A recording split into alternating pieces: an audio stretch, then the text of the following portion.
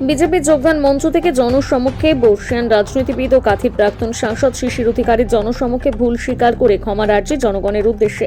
আমি নিজেও ভুল করেছিলাম, আপনাদেরও ভুল পথে চালিত করেছিলাম। আজ করজোড়ে স্বীকার করে মঞ্চের ভূমিষ্ঠকে স্পর্শ করে আপনাদের কাছে সেই ভুল স্বীকার করে নিলাম। আপনাদের কাছে ক্ষমা প্রার্থী আমি। আর এই ক্ষমা স্বীকার করে তৃণমূলকে বেনজির আক্রমণ করলেন তিনি। শিশির অধিকারীর কথায় কাথির রেললাইন সম্প্রসারণ NH 116 বি ওড়িশা অব্দি সম্প্রসারণ, গঙ্গাসাগর অব্দি যাওয়ার জন্য সেতু তৈরি সহ একাধিক প্রজেক্টের কথা তুলে ধরে বলেন, কেন্দ্র সরকারের কাছ থেকে সমস্ত প্রজেক্টের জন্য আমি ব্যক্তিগতভাবে প্রচেষ্টায় কোথাও 200 কোটি, আবার কোথাও 1200 কোটি, কোথাও 22 কোটি টাকা এনে দিয়েছি। কিন্তু সেই সব প্রজেক্ট বাস্তবায়িত না করার ফলে টাকা ফেরত গেছে। কিন্তু সেই সমস্ত টাকা দীর্ঘদিন ধরে বিভিন্ন জায়গায় রেখে ওনারা তার ইন্টারেস্ট খেয়েছেন। এমনই বেনজির আক্রমণ শানিয়েছেন তৃণমূলের প্রতি বর্ষিয়ান সাংসদ ও প্রাক্তন গ্রাম উন্নয়ন মন্ত্রী শিশির অধিকারী। এদিন তিনি আর কি বলেছেন শোনাবো।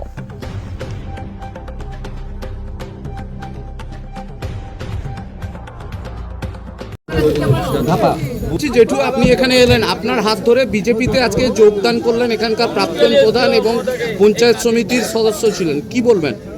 না, এরকম আমরা সব জায়গায় আমাদের বন্ধুরা যারা ছিলেন, আমাদের সঙ্গে কাজকর্ম করেছেন, সেই সমস্ত মানুষকে আমরা আহ্বান করছি যাতে করে ভারতীয় জনতা পার্টিকে শক্তিশালী করা যায় এবং 2026-এ একটা চরম বিপর্যয় যেন হয়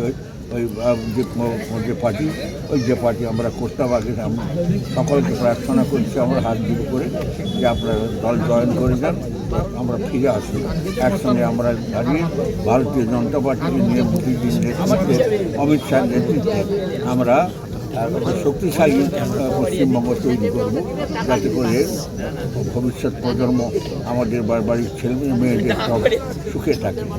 যেটু এখানে আপনি স্টেজে দাঁড়িয়ে বললেন যে তৃণমূলকে এনে ভুল করেছিলেন, আর ভুল নয়, জনগণের কাছে ভুল স্বীকার গলবস্ত্র হয়ে ক্ষমা চাইছি, গলবস্ত্র হয়ে ক্ষমা চাইছি, একবারে হাত জোর করে গলবস্ত্র গলায় বস্ত্র দিয়ে একবারে যা আমাদের হিন্দু শাস্ত্রে আছে যে ভুল করলে প্রায়শ্চিত্ত করতে হয়।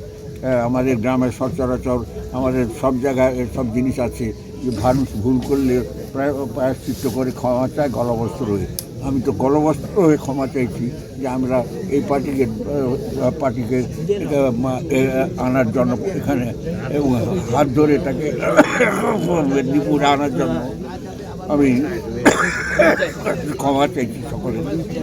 আপনি বললেন যে কেন্দ্র সরকারে আপনি যখন ছিলেন মন্ত্রী হিসেবে তখন কিন্তু কোটি কোটি টাকার প্রজেক্ট স্যাংশন করিয়েছেন, সেই সময় জানেন, উনি নিজে জানেন যে আমি আমার জেলার কথা বলছি না, আমি কালকি বন্দরের কথা বলছি না, 65,000 কোটি টাকা বন্দর, 24 পরগনার যে যাকে গঙ্গাসাগরের যে ব্রিজ, 12,000 কোটি টাকার ব্রিজ একসঙ্গে একদিনে ক্যাবিনেটে যাচ্ছিল, সেই ওনার 4 লাইনের চিঠিতে সেগুলি প্রত্যাহার করে নেওয়া হয়। 43টা রেলের প্রজেক্ট ইনক্লুডিং দীঘা রেল, জমি দিলেন না, টাকা নিয়ে কতদিন সেই টাকা সুদে খাটিয়েছেন কেউ জানে না, সত্যি না মিথ্যা, এটা আজকে পরিষ্কার হয়েছে। আজকে বলতে হবে কেন 100 দিনের টাকা কোথায় চলে গেল, কেন গরিব লোকরা 100 দিনের টাকা পায়নি, কী কারণে, কত টাকা, কটা জেলা চুরি করে ফাইন দিয়েছেন। ফাইন দিতে হয়, ওটি নিয়ম আছে।